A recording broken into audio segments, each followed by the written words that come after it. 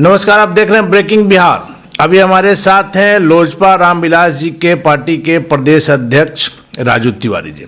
इनसे बात करेंगे उपचुनाव में जो स्थिति है, ये लोग लगातार घूम रहे हैं, और दूसरा बिहार के मुख्यमंत्री नीतीश कुमार जी ने जो बयान दिया है उस पर राजू तिवारी जी क्या सोचते हैं। राजू तिवारी जी, आपका स्वागत है ब्रेकिंग। जी नमस्कार।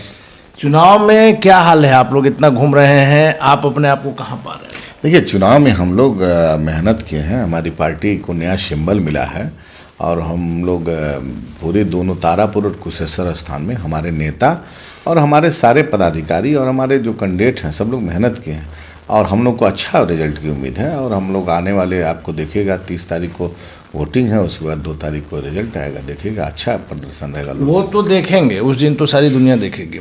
आप लोग के सभाओं में जो भीड़ शुरू से जुट रही है, ऐसा लगता है कि जनता को लग रहा है कि कहीं ना कहीं चिराग जी के साथ कुछ गलती हुआ है, जिसके कारण वह स्वतः, वो बुलाई हुई भीड़ नहीं है, वह स्वतः जो है भीड़ जो जमा हो रही है, उस पर आप लोग दोनों सीट में क्या लग रहा है? देखिए, आज के डेट में जिस हिसाब से बेरोजगारी है, आप गए होंगे, देखे होंगे कुशेश्वर स्थान की। अगर मुख्यमंत्री नीतीश कुमार कहते हैं विकास पुरुष अपने आप को कहते हैं, और जाइएगा स्थल पर तो हमको तो क्या बताएं, इतना दुर्भाग्य मतलब है। आप लोग तो पूरा क्षेत्र घूम चुके नहीं, ऐसा विकास अगर कहते हैं तो उनको शर्म आनी चाहिए। कुशेश्वर स्थान की जनता किस तरह से जीविकोपार्जन अपना कर रही है। 1 इंच जमीन नहीं है जो बाढ़ से डिस्टर्ब नहीं है, 1 रोड नहीं है जिसपे वो अपना सुचारू रूप से यात्रा कर सकें। अस्पताल की हालत वही है, स्कूल में आज भी पानी लगा हुआ है। ऐसा विकास होता है कहीं? ये विकास पुरुष अगर कहते हैं अपने आप को, तो इस पर उनको अपने आप को आत्ममंथन करना चाहिए और घूमने के बाद उनको स्वतः इस्तीफा दे देना चाहिए। 16 साल से राज कर रहे हैं बिहार में। पिछला 15 साल का कब तक आते रहेंगे? देखिए, आप पुराने 15 साल को भय दे करके अगर चाहेंगे राज करना, पुराना 15 साल खराब था, तभी आपको जनता ने मौका दिया था। अब आप 16 साल हो गए आपको राजनीति, मतलब यहाँ पर मुख्यमंत्री हुए, और 16 साल पहले जो बच्चा था वो अब जवान हो गया है, वो 15 साल वाला दिन नहीं देखा है।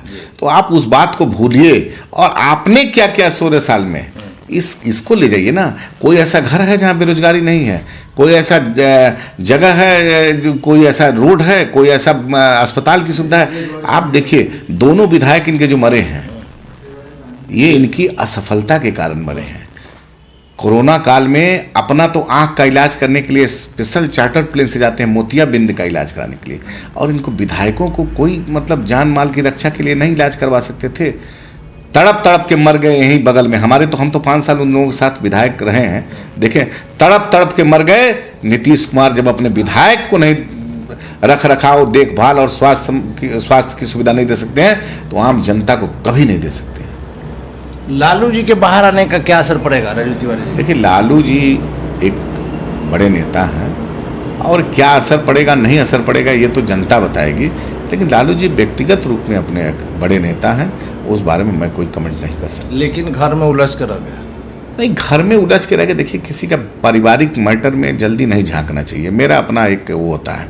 अब नीतीश जी की तरह नहीं कि जाति को जाति में बांटो, मजहब को बांटो और परिवार को बांटो। नीतीश कुमार की राजनीति हिंदुस्तान में शायद ही कोई ऐसा राजनेता होगा जो इतना गिर के राजनीति करता होगा कि परिवार को बांटो, परिवार को आगे करके परिवार के बारे में लोगों को मंच पर खड़ा करा करके। आज रामविलास पासवान के मरे 1 साल भी हो गया, उनके परिवार को तोड़ करके उनके भाई से, उनके भतीजा से ओछी राजनीति जो कर रहे हैं, ये उनको कहीं से शोभा नहीं देती।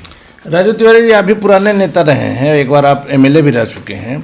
आप क्या मानते हैं कि भीड़ जो है वो वोट का पैमाना है? एकदम।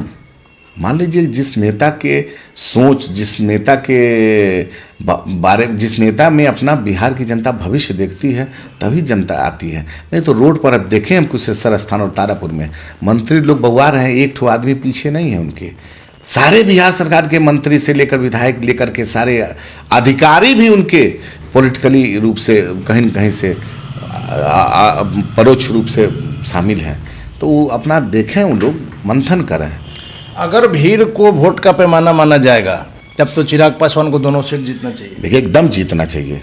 चिराग पासवान जिस परिस्थिति में उभरे हैं, जिस हिसाब से उनके पिता की मृत्यु के बाद परिवार को तोड़ा गया है और जिस हिसाब से बिहार की जनता आम आवाम उनको अपने हाथ पर रखी है और उनको इतना बड़ा आशीर्वाद दे रही है, तो एकदम बिहार की जनता ने चिराग पासवान में अपना भविष्य देखा है। एक चीज तो आप और मानेंगे कि चिराग पासवान इधर 1 साल में और निखर गए राजनीतिक रूप से। देखिए, चिराग पासवान जी की ऐसे बाप के पुत्र हैं जिनका 50 साल का बेदाग करियर रहा है। कोई ऐसा, अब वो भी भारत में नहीं, बहुत सारे देशों में भी आदरणीय स्वर्गीय रामविलास पासवान जी को लोग जानते थे और उनके काम की प्रशंसा जिस विभाग में रहे उसका काम सब लोग सराहनीय, जी, तो सब सराहनीय करते। तो वो ऐसे बाप के पुत्र हैं और मैंने चिराग पासवान जी को नज़दीक से देखा है। वो आदमी हर परिस्थिति में कहीं भी रहने के लिए, चाहे कहीं भी कुछ भी कर सकने में सक्षम है। मैं आपको बता दूं कि वो आदमी का सोच है कि जब तक हम गरीब गांव जो पिछड़ा एरिया है वहाँ पर रात्र विश्राम करेंगे, वहाँ पर रात को घूमेंगे, उनके साथ बैठेंगे, उनके सुख दुख को जानेंगे, तभी हम उसका निराकरण कर सकते हैं। तो ऐसे नेता की आवश्यकता है आज देश में। आप जब तक जाइएगा नहीं, रात विश्राम नहीं करिएगा, गांव चौपाल में बैठिएगा नहीं, तब तक आप विकास का पैमाना तय नहीं कर सकते हैं और लोगों का दुख और जो लोगों का आवश्यकता है उसको आप पूरा नहीं कर सकते। एक चीज आपने देखा है कि मुख्यमंत्री जी ने जिस तरह से बोला है लालू जी को लेकर कि हमको गोली मरवा दे, इसको आप इस बयान को किस तरह से लेते हैं? मुख्यमंत्री नीतीश कुमार के दिवालियेपन का ये भाषा है। मुख्यमंत्री नीतीश कुमार को बिहार की जनता ने अस्वीकार कर दिया है, उनको रिजेक्ट कर दिया है। वो अपने आप में नहीं है, 43 सीट पे आ गए हैं। इससे उनका उनकी बौखलाहट है ये कि आप बोल रहे हैं मुख्यमंत्री, गृह मंत्री आप अभी वही हैं और मुख्यमंत्री, और आप बोल रहे हैं गोली मरवा दें। ऐसा कोई नेता से हम लोग कल्पना नहीं किए थे। तो छुट भैया नेता भी ऐसा बयान नहीं देते हैं जिस प्रकार का बयान हमारे मुख्यमंत्री जी दिए हैं। गोली मरवा दें, लालू यादव जी के बारे में, किसी के बारे में बोलते हो, ये गोली बारूद की भाषा क्या मतलब है? क्या आप कानून की बात करते हैं? क्या आप सुशासन की बात करते हैं? हमको तो शर्म आती है इनके भाषा पर। इनको तो अपने बात से लेकर बिहार की सारी जनता से माफ़ी मांगना चाहिए, अविलंब माफ़ी मांगे, और नहीं तो अपने मंथन करें जिस हिसाब से जनता ने रिजेक्ट किया, और इस्तीफा दे देना चाहिए इनको। चलिए, धन्यवाद आपका राजू तिवारी जी। तो ये थे हमारे साथ लोजपा रामविलास जी के प्रदेश अध्यक्ष राजू तिवारी जी। आपने स्पष्ट शब्दों में सुना है कि चिराग पासवान की सभाओं में जिस तरह की भीड़ उमड़ रही है, इनका ये दावा है कि दोनों सीट पर हम लोगों की जीत होनी चाहिए। आगे क्या होगा ये तो वक्त बताएगा। अभी आप देख रहे हैं ब्रेकिंग बिहार, खबरों का सिलसिला जारी है। आप बने रहें ब्रेकिंग बिहार के साथ।